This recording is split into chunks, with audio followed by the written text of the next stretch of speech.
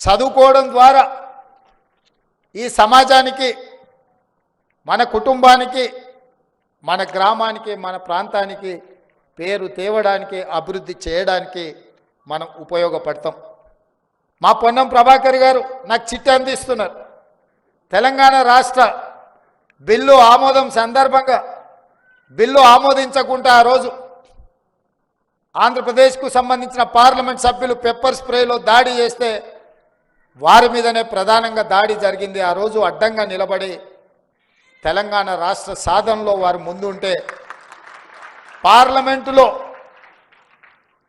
Live కెమెరాలను బంద్ చేసి parliament తలుపులు మూసి తెలంగాణ బిల్లును ఆమోదింపజేసింది ఎవరయ్యా అంటే డాక్టర్ బాబు జగ్జీవన్ రామ్ గారి కూతురు మీరా కుమారి. ఈ తెలంగాణ రాష్ట్రం ఉన్నంతకాలం, ఈ రాష్ట్రం మనుగడ సాధించినంతకాలం జగ్జీవన్ రామ్ గారి కుటుంబాన్ని, వారి కుమార్తెను మీరా కుమారి గారిని తెలంగాణ రాష్ట్రము, 4 కోట్ల తెలంగాణ ప్రజలు గుర్తుపెట్టుకోవాలి. ఆ రోజు వారు సాహసోపేతమైన నిర్ణయం తీసుకొని నరేంద్ర మోడీ గారు పార్లమెంట్లో అన్నారు, కాంగ్రెస్ పార్టీ పార్లమెంటు తలుపులు మూసి తెలంగాణ బిల్లును ఆమోదింపజేసింది. ఆ ఆదేశాలు ఇచ్చి తెలంగాణ బిల్లును ఆమోదింపజేసి రాష్ట్రాన్ని ఏర్పాటు చేసింది ఎవరయ్యా అంటే మీరా కుమారి గారు, లోక్సభ స్పీకర్. వారు బాబు జగ్జీవన్ రామ్ గారి కుమార్తె.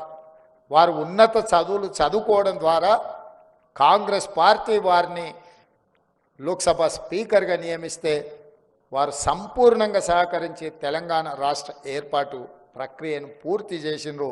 ఇవాళ మేమందరం ఎవరం తెలంగాణ రాష్ట్రంలో, నేను ముఖ్యమంత్రి అయినా, మా మిత్రులు మంత్రులైన మీరా కుమార్ గారి యొక్క సాహసోపేతమైన నిర్ణయం ఇందులో ఉంది అని చెప్పి నేను ఈ సందర్భంగా చెప్పదలుచుకున్నా.